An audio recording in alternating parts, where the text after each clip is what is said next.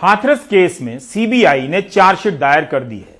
इस चार्जशीट में पीड़िता के साथ बलात्कार और हत्या की बात मानी गई है।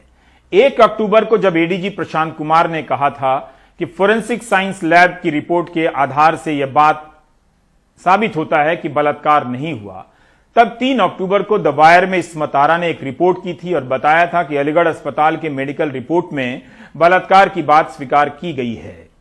संदीप, लवकुश, रवि और रामू के नाम है बलात्कार और हत्या के आरोप में। 5 अक्टूबर के इंडियन एक्सप्रेस में जिज्ञासा सिन्हा की रिपोर्ट में जवाहरलाल नेहरू मेडिकल कॉलेज के चीफ मेडिकल ऑफिसर ने भी कहा था कि फोरेंसिक साइंस लैब की रिपोर्ट का कोई मतलब नहीं है, जिसके आधार पर यूपी पुलिस कह रही है कि बलात्कार नहीं हुआ। फिर भी इसके सहारे बहसोत्पादन किया गया और दर्शकों को प्रोपेगेंडा से घेर लिया गया। गांवों को बदनाम करने के नाम पर गांव में पंचायत होने लगी और गोदी मीडिया के एंकर वहां कार्यक्रम करने लगे। अब इस तस्वीर को याद कीजिए। पीड़िता की मां पुलिस की जीप के सामने रो रही हैं। कुछ और औरतें रो रही हैं कि उसके शव को अंतिम संस्कार के रीति रिवाजों के लिए आंगन में ले जाने दिया जाए।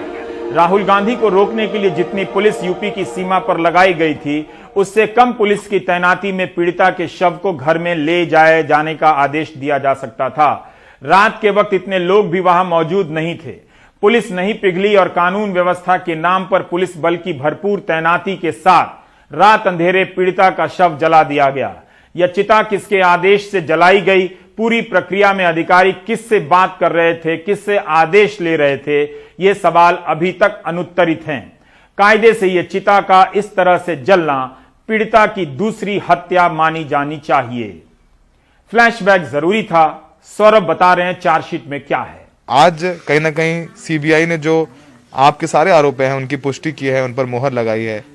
मुझे पता है बहुत मुश्किल है आपके लिए, लेकिन कैसा महसूस कर रही हैं आप? ठीक कर रहे, तुम लोगों ने ठीक किया है हमारे साथ। हमको न्याय मिलने चाहिए मेरी बेटी को। आज आपको उम्मीद थी कि सीबीआई की जांच में दूध का दूध पानी की पानी होगा? हमको नहीं उम्मीद थी, आप लोगों ने कराया। मतलब बेटी तो चली गई इस दुनिया से, पर कम से कम इतना तो हो जाए कि कम से कम हमें न्याय मिलना चाहिए।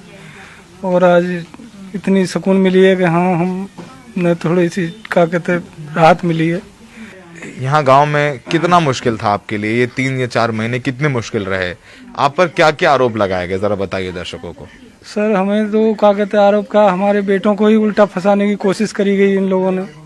और क्या कहते हैं, हमें तो यही तसल्ली नहीं हो रही थी कि हमारी तो बेटी चली गई, ये लोग उल्टा आरोप लगा रहे हैं।